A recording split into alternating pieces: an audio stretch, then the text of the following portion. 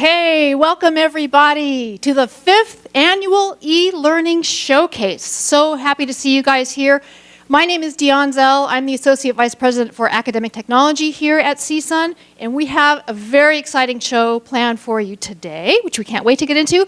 But before we do so, I'd like to ask Provost Lee to come up and share a few words.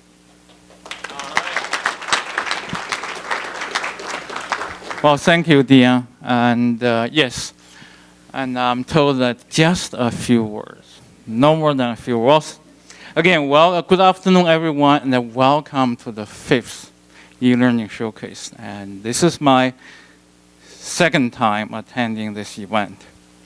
I still remember the first time, and this time I have a reserved seat. So things is getting better.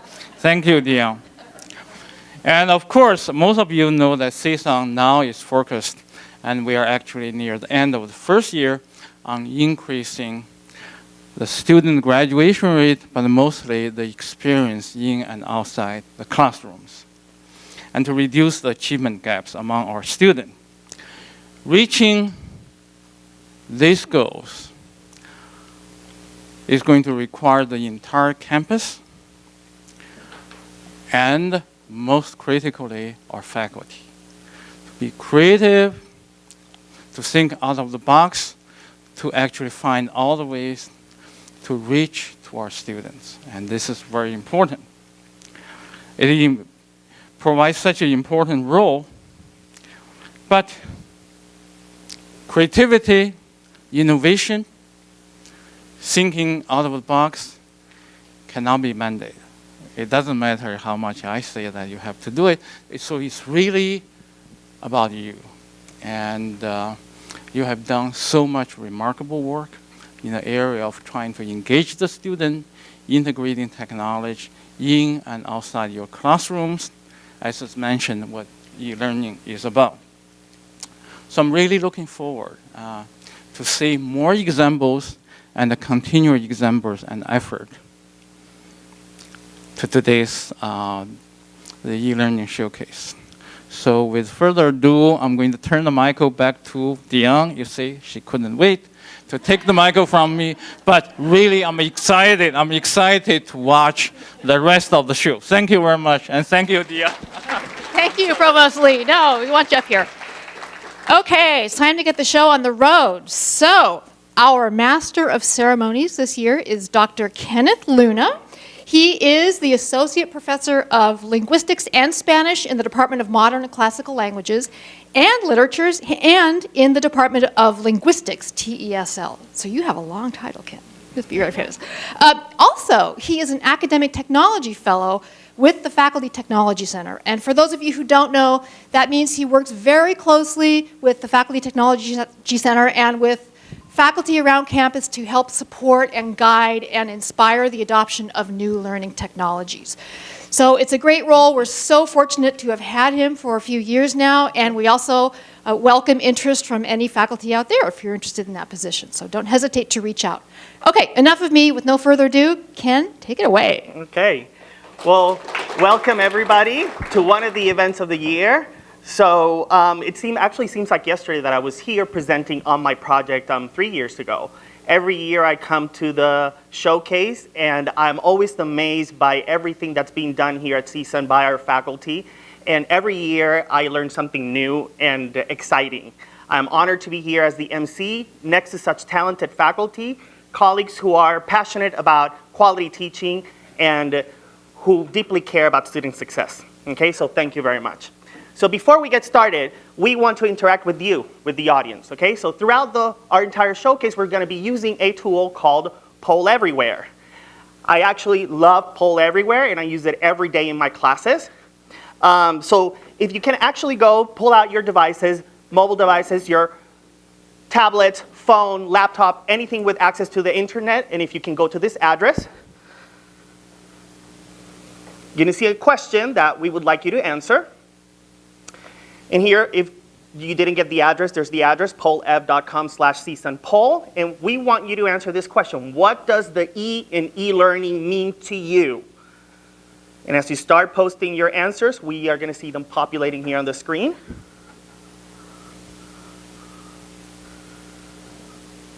Great. What does the E in e-learning mean to you? Very personal answer. So everybody, please, everybody, we want everybody to participate.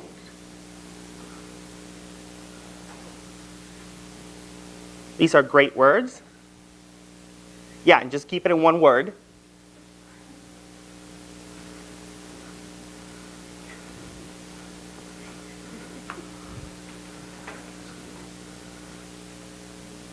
Great words. Yeah, so of course, the biggest word is electronic, which means that the majority of you put that word. And yes, actually, you know, the e-learning, originally that's how it was conceived. It was electronic. But this has evolved. E-learning is not anymore just about electronic learning, okay? We have some great words here: enhance, educate, engagement, exciting, energetic, evolved, right? It's evolved learning. It's a very personal, the E now, there's so many meanings, it's very personal to each of us. It's what it can be, okay? So great. Yeah, some good words. Yeah, equity, great. So this is what we're gonna do. Throughout the showcase, you'll be using Poll Everywhere to ask questions to all the presenters, okay? So we changed the question, so now you're gonna get this question throughout the presentation as the presenters come here. After, please go to Poll Everywhere and post your question. Make sure that you include the presenter's name so that we know. And at the end of the showcase, we'll have a little session of Q&A and we'll pull the questions from Poll Everywhere, okay? So I'll remind you periodically throughout the presentation, but any questions, go to Poll Everywhere and do it there, okay? So now let's get started, okay? Our first presenter is Chris Bozeman from Kinesiology with his presentation, Yes, We Canvas, Skeptic to Enthusiast. Hello, everybody. I'm really pleased to be part of this showcase this afternoon. I've been teaching in higher education for nearly 20 years. And the first time I went into a lecture hall, I got to use what was called an overhead transparency, which I actually had to fill out by hand. So for those of you who don't want to show your age, you probably do remember that technology. So that was my experience of technology.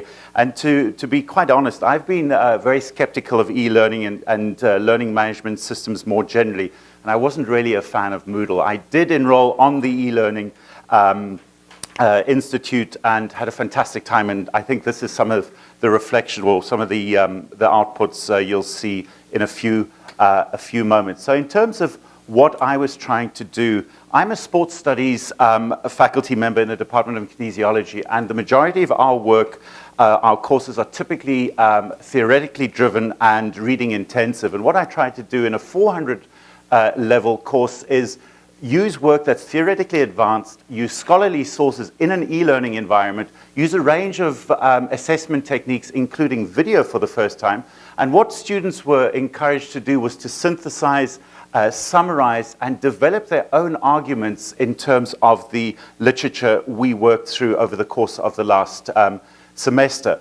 So in terms of some of the tools for facilitating the course, we moved over to Canvas, and I jumped into Canvas, and I was learning basically from scratch, as I think many of us here experienced. What I did is I made use of weekly quizzes, I made use of discussion forums, and I made use of a 100-word summary, which I asked students to upload every week of an academic journal that I prescribed for our students. So this was done through Turnitin, and it was graded. I also made use of Zoom, which I found particularly effective. So this would have been the landing page, the first thing that my students would have seen. I have the syllabus up, I have a short video, which I'll refer to in a moment, and I think something which is important in terms of personalizing the experience for the students, something I wrote, a chapter I wrote a few years ago, which explaining to the students who I am, where I'm from, and what interests me in terms of the career that I'm in.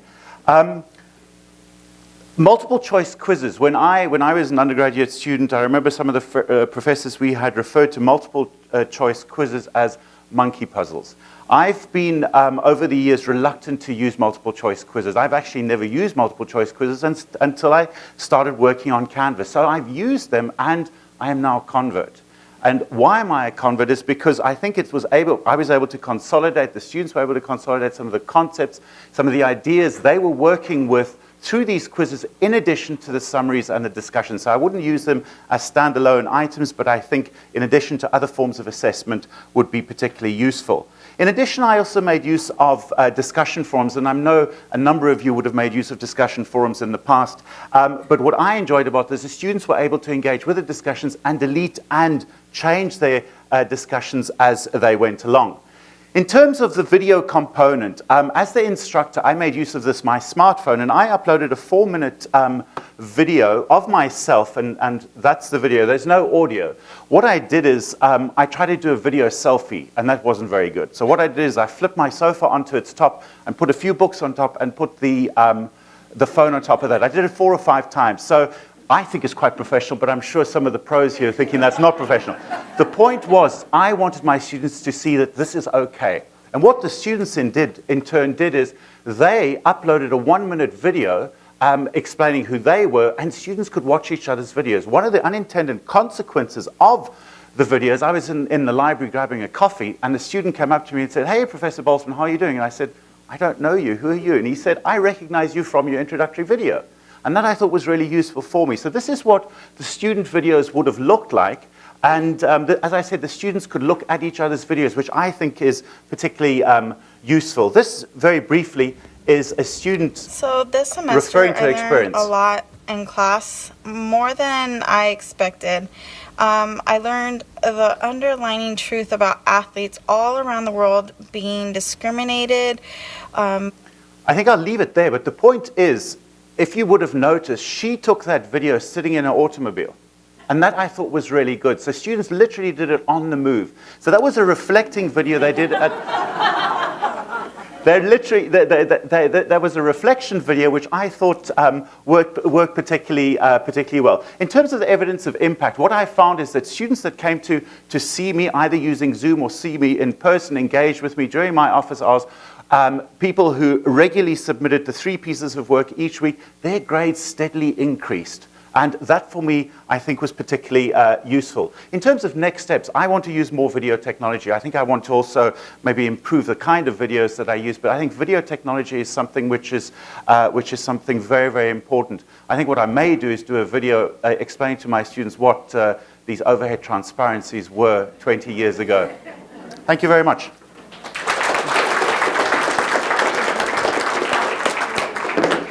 Thank you so much, Chris. Actually, remember, Chris used to be a ban all devices kind of guy, and now he's become an embrace all devices kind of guy.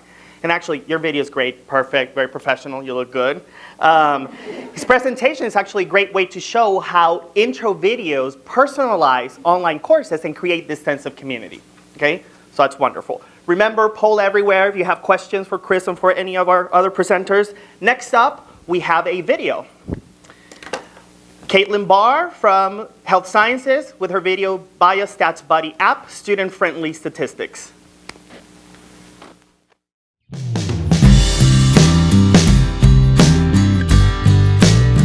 We started thinking about Biostats Buddy really as a way to get students to practice with the material.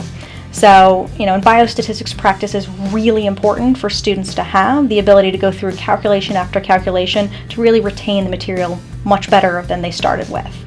I see students using this really in class as we're going through different practice problems in class, because a lot of biostatistics is really in-class problems working together. I also see students using this during homework assignments as well as practice for the exams. I found lots of my students say good things about it, about how it helps them memorize formulas better, look at symbols and stuff like that. So I think it's a great thing. And it shows you the formulas for z-scores in 1 sample and 2 sample t-tests. I'm definitely going to use it in my biostats class just because it helps me visually see what I need to do. I know it'll help me with the formulas, and also I like that it gives you the definitions. I can kind of take a look at that, and it reminds me of what each symbol means. I think that's awesome. Overall, it was a great experience developing the app that students are actually going to use to help them succeed in the class.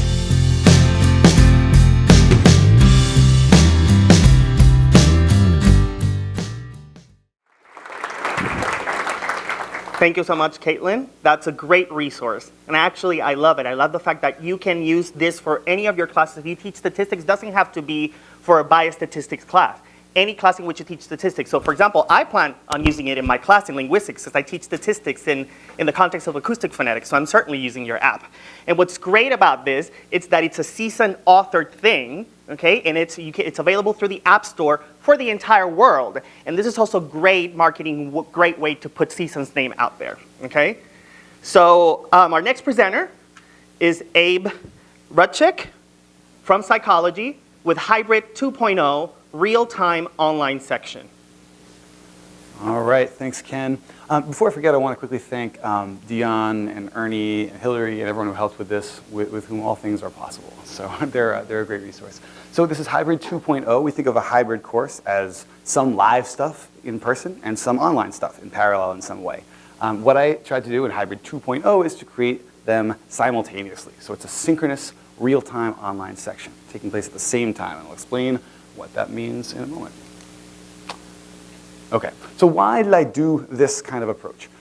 Mostly it has to do with what I'm like. I think I'm really bad at many of the things that lead to effective online instruction. I'm not the most organized person at the outset of a course. I don't necessarily know where I'm going with it. I'm so impressed by people who can make these really engaging online experiences, and I'm frankly a beginner at that.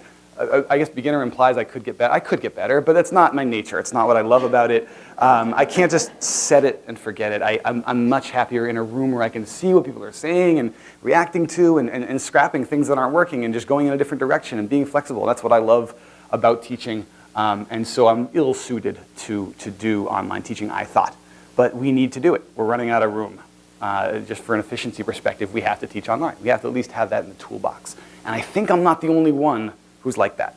And so I wanted to do something that enabled people like me to teach effectively and efficiently at the same time. So what I did is had two concurrent simultaneous sections. I taught my normal class, my brick and mortar section, right? So that's the term I use for the standard room, 150 people. I tried to keep it exactly the same as what I was already doing in a lot of ways. It was working okay, I thought. So I'm teaching these students, and concurrently, there's a student in the back with a laptop, a moderator, filming me, and there are 48 more students online somewhere in their pajamas or whatever, engaged in the class at the same time, watching the class. So they see video and audio of me, right? So they can hear me, they can see me in a resizable window, they can see my slides as I advance them, and crucially, they can engage with the class by typing questions into the chat window that my moderator is looking at. And so I could be answering questions from one person in the class, and then, I see in the back that my moderator has raised his hand, and I say, yes, Ryan, yes, Cynthia has a question. She would like to say, and I say, that's a great question, Cynthia, and I can talk to Cynthia from her bedroom, right? That's the idea. They're brought into the room, and the experience should be the same, hopefully, for them as it is for people actually in the room. What is it like? Here is a brief video of what this sort of looks like for them. Do I press the button, Krishna? Thank you. Kind of like this. So the sentences here in Throw and Wire, they're all neutral sentences like this one. By the way, anyone want to solve this one? Find 4 words, rearrange to make a sentence? Yes. She eats the mango. That's, I think, my favorite answer there. I suppose if she is a black hole, she could eat the sun. But it's not how we do it. So that's the idea. And you can see here, they're commenting here about what's going on. They're asking questions. They're engaging with each other in this chat window. They can make me bigger and the slide smaller if they want, and so on. Okay, there were challenges. It's not without its challenges doing this sort of thing. One is how best to curate that chat, how best to set up, sometimes people are saying, when's that assignment due? And it's distracting from the stuff that's really going on in the room, the questions they're trying to ask. Maybe having a sort of separate one for logistical stuff versus engaging with content might be a good idea. One problem we had consistently in this class that we're still working on solving is in a dynamic, interesting environment, people are sometimes making comments to one another. In an uninteresting environment, they're sometimes making comments to each other. And, you hear a lot of which is fine, except when you're trying to listen online and trying to hear what's being said. And that susurrus, which is a real word, which means is something that we're trying to eliminate. I taught everyone in my class now knows the word susurrus. So I'd remind people, susurrus. I mean, that got old and it's hard to control. Repeating questions that the students asked, right? So students would ask a question in the class. They might not hear that because we don't have drop mics. So I'd have to, repeat that question so that the online folks could hear it. And I had a hard time learning that. Eventually, I'll get there. I need to snap a rubber band every time I forget or something along those lines. Okay, real quick, data, running out of time. So this is people's statements in the informal survey that I did of their previous experiences in online classes, 1 to 5 scale, 5 being good, learned a lot, connected with the instructor, had a sense of community. This is what they said about our class. So it's better in these 3 ways. They learned more, felt they connected more, and had a sense of community, which of course, these are the key drivers, I think, of what I'm trying to do. This is from, this is real course evaluation data, not privately collected from institutional research compared to other online site courses. So it is less organized. Touche. But I'm more aware when they don't understand. I'm more enthusiastic. Participation is encouraged more in this class. Overall, kind of an overall better outcome, particularly on those rapport and engagement type items that I'm really trying to target. Quickly, some qual. So it's not your typical online course. You feel like you're part of the class. There were some audio problems, susurrus. We did a good job accommodating the online students. And hard to have a sense of community in an online class, but this one I felt really connected even though I wasn't physically there. Here, students like me who live far from campus could be in a class that's more like a traditional class than an online course. So you could ask questions live and so on. So I think it's a qualified success with room for improvement and kind of hopefully a new model that people can consider trying out in their toolbox of teaching to expand their reach. Thanks so much.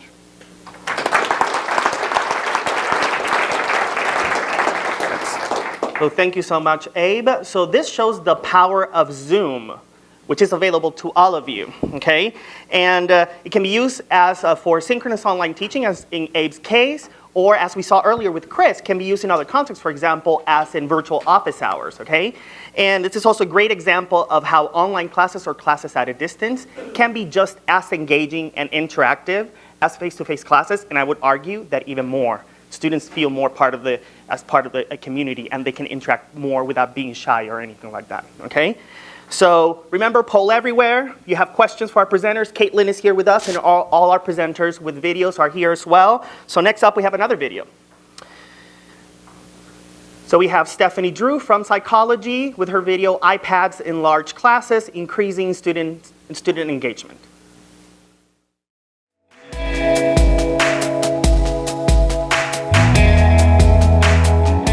Teaching with the iPad is absolutely incredible. It lets me do more engaged activities with my students than I would be able to do otherwise. When I traditionally did participation activities, it's really hard to get 230 students' names and ID numbers and write them all down and get them all paired into groups. What I can do now, first of all, is they're all on their iPad, so they can just do it on their iPad and upload to Canvas themselves. In addition to that, I actually have an app where if I want, they can form groups. So instead of students trying to bumble around and maybe have 1 or 2 that are just left out or not quite sure how to integrate in with a larger classroom, and it can actually show them on the screen, these are the groups you've already formed in, and allow students to engage with other students in the class. This was actually my first iPad class, and I'm really enjoying it. I feel like I'm learning in a different way than I would normally learn. There's a lot of activities in class that involve the iPad, so you turn in a lot of stuff on the iPad. It takes away a lot of the paper. I liked it a lot, actually. It was very, made you feel a lot more a part of the class. One of the things I really wanted to do was engage students with the material, and while I really liked doing PowerPoint, I found that a lot of students were just sitting back and watching me or getting too focused on trying to write everything down. So what I did was I created slides but that were missing certain components, and students have to fill those in by hand during lecture. So the skeleton slides really help the students focus on what's important. So they get whatever term they write down in that blank. It really emphasizes for the students that this is what's important, this is what's probably going to be on the test. Teaching with an iPad has really enhanced my pedagogy and lets me do things in the classroom I never have done before. I love the way it engages my students. I love the way it lets us both interact with the material, and if given the choice, I'll never go back to teaching any other way.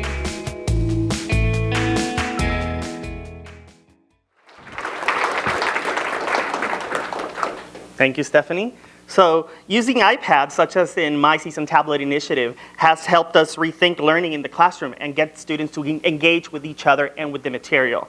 And it's great because it addresses this little challenge of inclusiveness, because it makes students feel more part of the classroom and engage more. And in addition, it touches upon the challenges of large classrooms and how technology can bridge that gap. Okay? So our next presenter is Andrea Hernandez from English with course Redesign a Moodle to Canvas Story. Hi everyone, I'm going to discuss the project that I created for my e-learning portfolio and how I'm applying what I learned in the eLearning Institute to teaching in Canvas this semester. I'd like to really briefly touch on the goals that I had for the eLearning Institute. When I started teaching English 205 online a couple of years ago, I was really struggling to replicate some of the assignments that are normally given in the face-to-face sections for the online format. And these assignments include things like mock interviews, collaborative work, and oral presentations. So I wanted to find tools that could be used to effectively reproduce these assignments in an online setting. So I mentioned the mock interview assignment. When I started teaching English 205 online, I discovered that the Sunlink website, which can be accessed via the Career Center website, has a mock interview module, which allows students to record a mock interview that can then be submitted to their instructor. So I decided to try it out, but I ran into quite a few problems. So first, a lot of the students really struggled with this module, and they would become very frustrated and just give up and not submit the assignment. Or if they attempted to complete it, they would do so incorrectly. A lot of the students submitted the wrong link, so there was a lot of back and forth between me and the students over Moodle. So this was one of the assignments that I really wanted to focus on for the eLearning Institute. And when I taught the course again this past fall, I applied what I learned in the eLearning Institute, and I rewrote the assignment instructions so they're more clear. And I also added 2 instructional videos that I recorded via Camtasia, posted them on YouTube, and embedded in the course Moodle site. And as a result, I'm happy to say that 100% of the students that submitted the assignment did so correctly. And this is feedback from one of my students who's taking my course this semester in Canvas. And she says what a lot of students have said about this assignment is that they really appreciate going through the experience of a mock interview, even though it was online, because a lot of them haven't had that experience before. And she also said it gave her more confidence, which is great. So although I was using Moodle when I went through the eLearning Institute last summer, I'm actually applying a lot of the strategies I learned as I'm teaching in Canvas this semester. One of the things I learned is that when you have a really lengthy assignment, it's good to use a feature such as the Canvas module, or if you're still using Moodle, this would be very similar to the Moodle book, rather than trying to put the assignment in a very large PDF or Microsoft Word file. And I'm continuing with the video tutorials, which, as I mentioned before, I record via Camtasia, and the students seem to be really benefiting from those. I've also found that Canvas allows for enhanced communication between me and my students. And one thing I like to do is message students through the speed grader, so I'll leave quick comments on their assignments in addition to the grades that I give them. And I found that students are more likely to respond, and they respond a lot quicker. So this is an example of some feedback I gave a student on his mock interview, and I told him that there's a lot of background noise when I listened to the recording. And he responded about a minute later and apologized and told me he had the TV playing in the background. You can also message students directly from the gradebook. So if a student, say, hasn't submitted an assignment on time, or if a group of students got below a certain score, you can message them all at once. And I did this recently with students who hadn't submitted a draft for their final paper and encouraged them to go see a writing tutor before they submitted the final draft. So just to end, I'd like to share my main takeaways with you. First, when you're teaching online, it's really important to plan ahead, and this might require a lot of front loading of the work on your part during the breaks, but it's really important to build as much of the content as you can before the semester starts, and that I found allows for just a much smoother semester.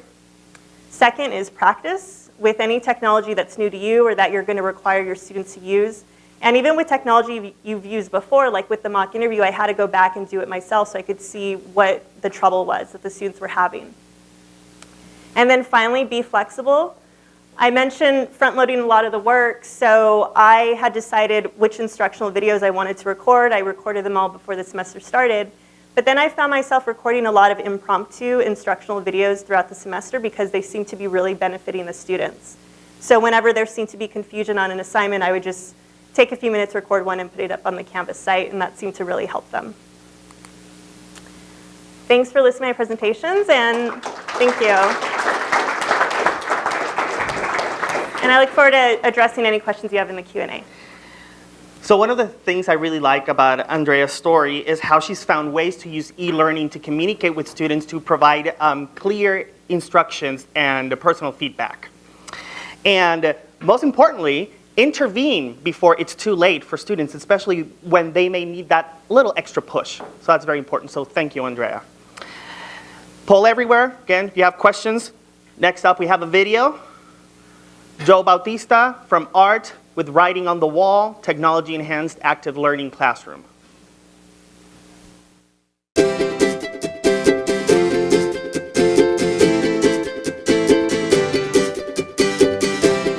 first thing I always say, it's an immersive, large, smart board.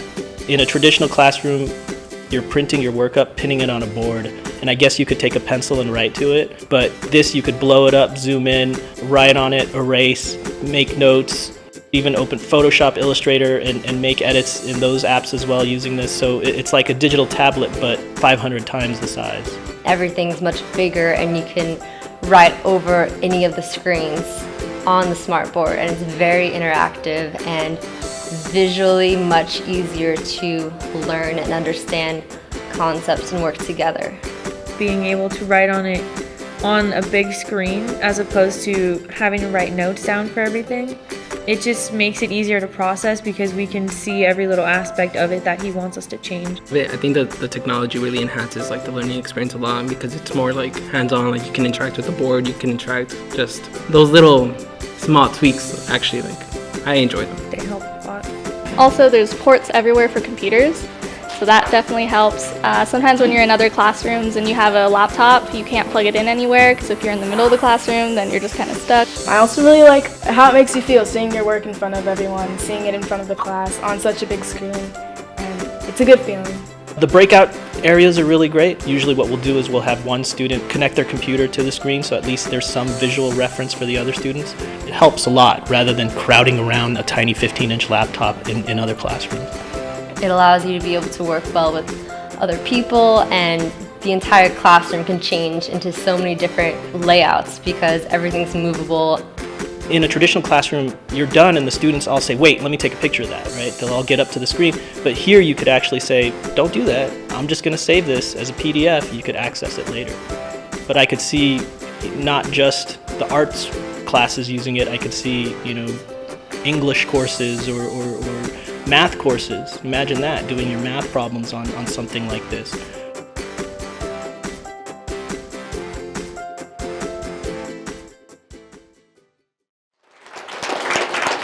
Well, I'm sure that all of you will agree that I think it would be amazing to teach in this classroom. And I really like the fact that you can write on the board and students can work in groups, and it really makes the learning experience very immersive. And I know for a fact there are still slots available to teach in this classroom, but I'm sure that after this presentation there won't be any slots. But if you're interested, you should talk to me and I'll hook you up, okay? So our next presentation, we have Sally Spencer from Special Education with interactive simulations, bridging the gap between course and career. Hi, I am here to talk to you about the CSUN simulator. And I'm really excited to have this opportunity. So before I start, I want to say thank you to the Faculty Technology Center. I think we are really fortunate to have this group of individuals at our campus. They've helped me so much with so many things that have improved my teaching. So thanks you guys so much. So the CSUN simulator, it's been on campus since 2012. We've been using it in special education, but this year we got CQF funding and we were able to expand it to use it across campus. So I'm going to show you some of the ways we did that. But first, I want to answer this question, why simulation? Why would we want to use a simulator? Well, we think it bridges the gap between the classroom and the career in a way that we haven't been able to do before. It gives us a level of clinical practice that we haven't had personally in our program before, and I think across campus. There's a big research base on simulation in the medical fields and in the military. They've been using it in those fields for a long time. At CSUN, we're really branching into the soft sciences, and that's a little bit newer. But it has been proven to increase interpersonal skills, and that study's been done in medical and in teaching. So that's an interesting outcome.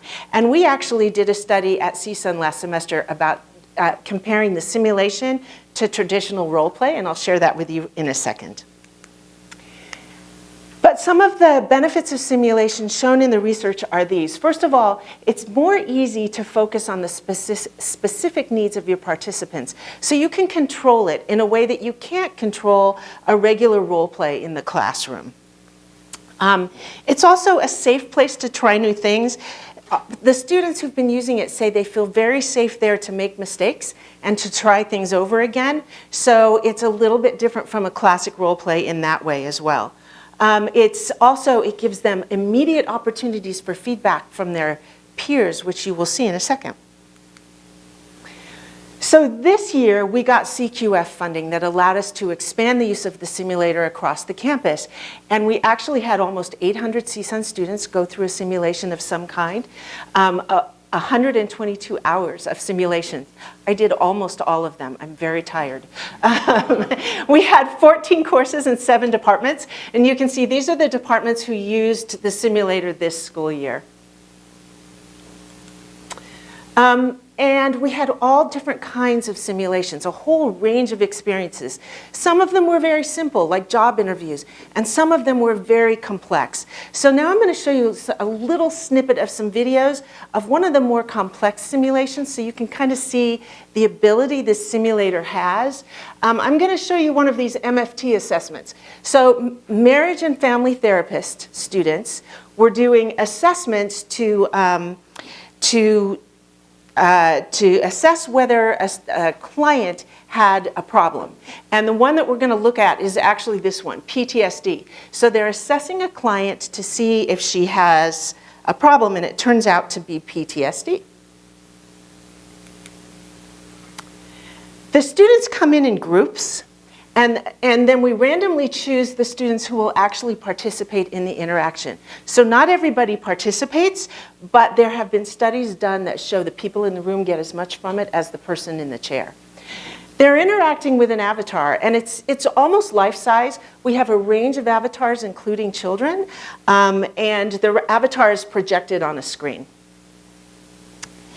So this is a good time for me to tell you that the avatars are what's called mixed reality technology. So it's not just AT, it has a person on the other end as well, which allows us to control it a lot more, and it can do things that, that technology can't do without a person yet. I think a huge nugget we need to ask is why she left the military. So those are students getting feedback from their peers. At any moment they can pause and ask for help, which is a big deal. Great, yes. The professor's job is to tie it then into the course content. Now this particular interaction got very emotional. No, that's okay. Because it was PTSD, and you can see this is very realistic.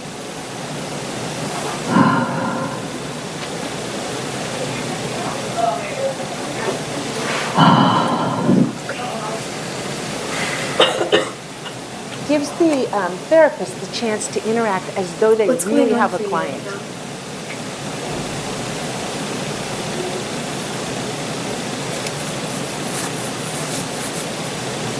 I wish I knew.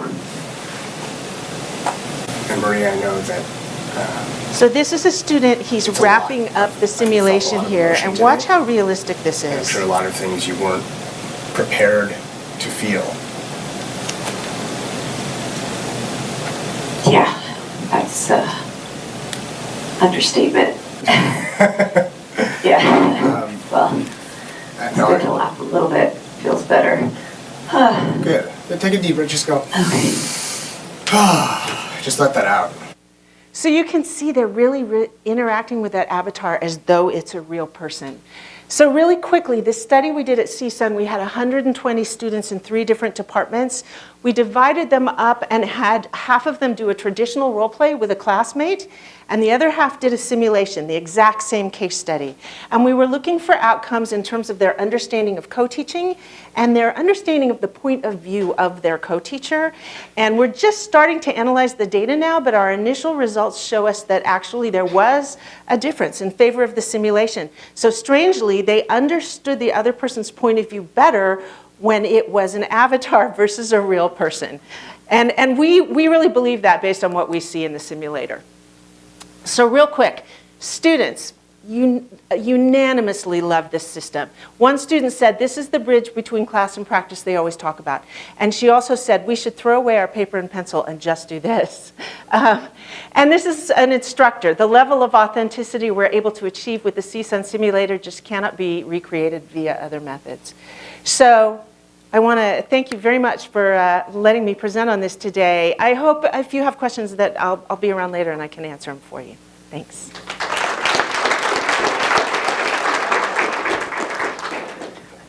Thank you so much, Sally. So this is clear evidence of how technology enhances and betters time-tested pedagogical active learning strategies, such as role play, as she mentioned, and it really takes it to the next level, making it actually immersive and a relevant experience to the students. Actually, remember when Sally presented at this year's Virtual and Augmented Reality Exploration, or VAR-X for short, here at CSUN, and in which faculty experienced and the possibilities in the arts, sciences, and assistive technologies.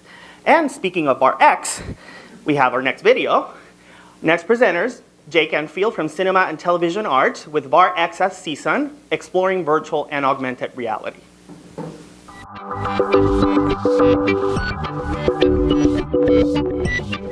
VAR-X was CSUN's year-long exploration into virtual and augmented reality.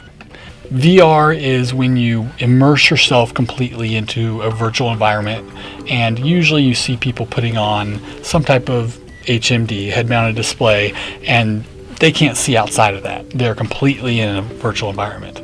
Augmented reality looks more like I can see everything in the real world, but also at the same time I'm having something projected onto my screen, so it's like a virtual overlay to the real world.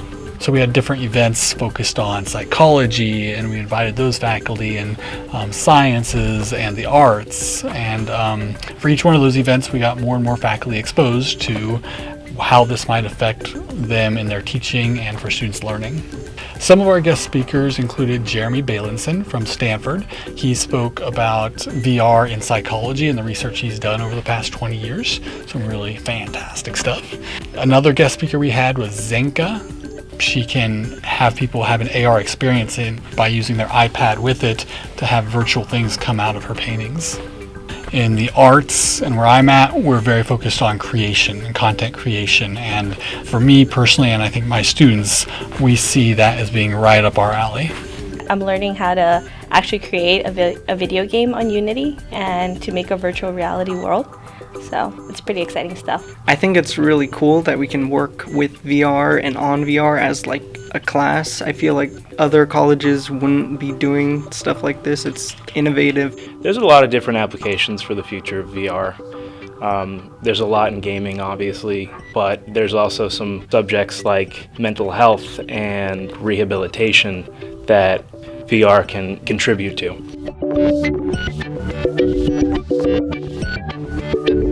So the VAR Jam was a month-long student competition where the students explored the technologies of virtual and augmented reality.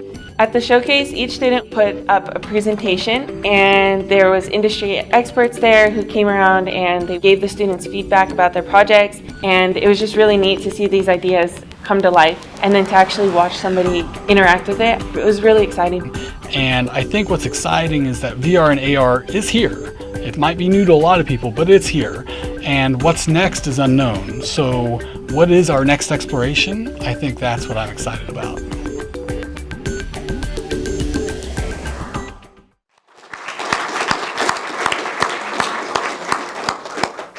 That was great. Thank you so much, Jake. So those were all our presenters. So we have a couple of minutes for some Q&A. So I'm actually gonna pull, this as you can tell, this is the eLearning showcase because I'm like untethered from my tablet, and I'm also gonna pull the questions from my phone. Let's see, just give me a minute so I can go to Polev. And for this, we're gonna use this really cool tool. You can just go ahead and talk to me. The catch box, okay? So I'm gonna throw this to the person for whom the question is. So first question we have, let's see, for Chris. So Chris, catch box, long range? Yeah? There you go. So did any students share their lack of access to video technology? And if so, how did you approach this disparity?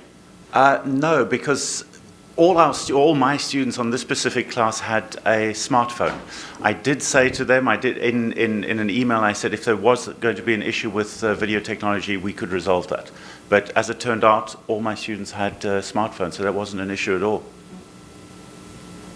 Right? There you go. All right, so this question is actually for anyone, so we may have more than one of you to answer the question. So this is for everybody.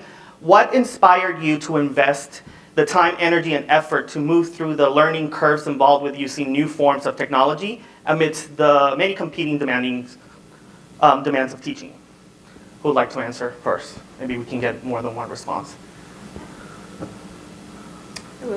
Andrea, first. Yeah.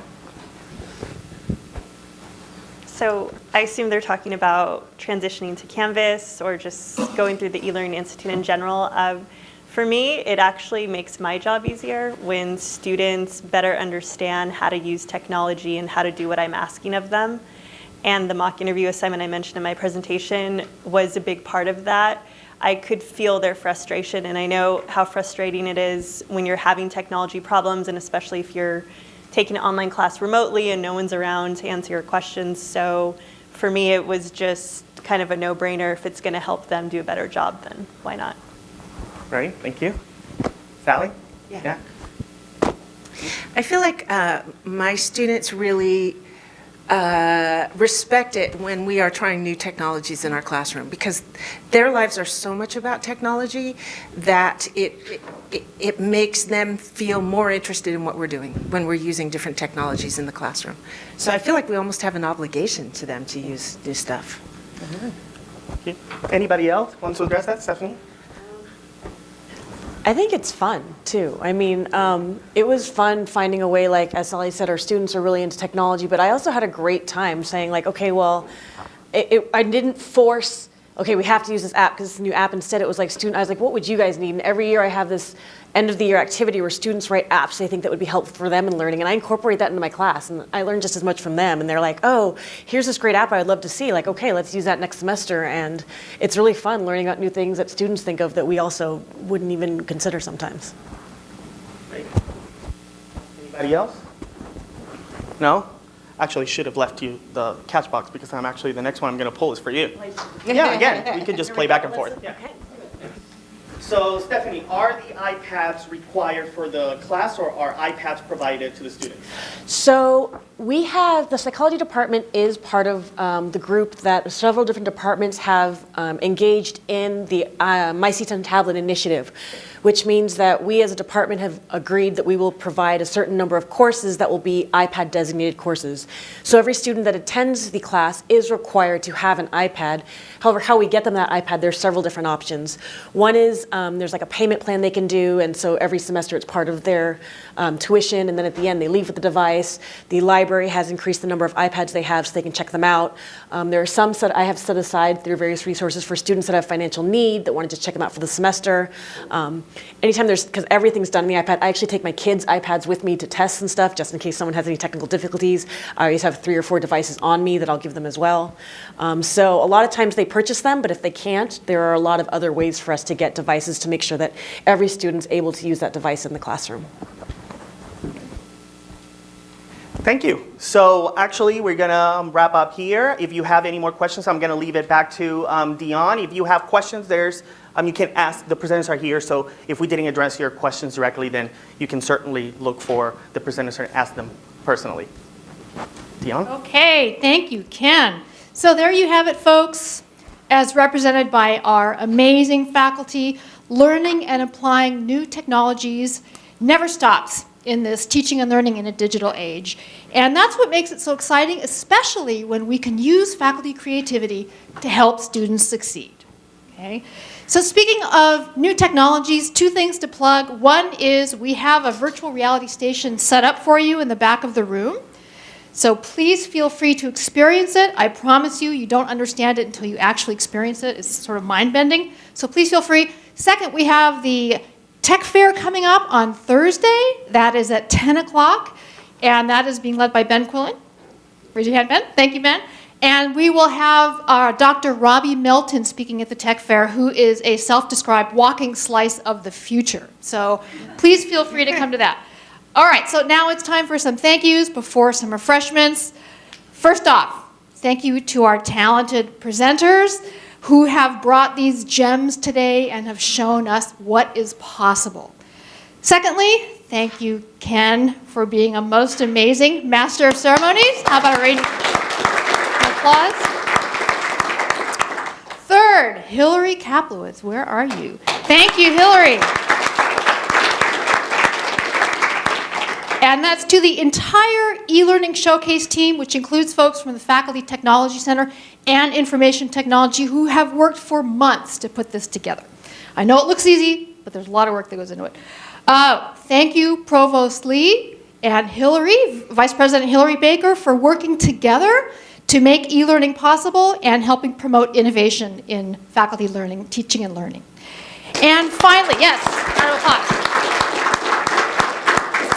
Finally, thank you for coming to participate in our 5th annual eLearning Showcase. And with that, please get up and feel free to either try VR or have some refreshments over to the left-hand side. So thank you again for coming.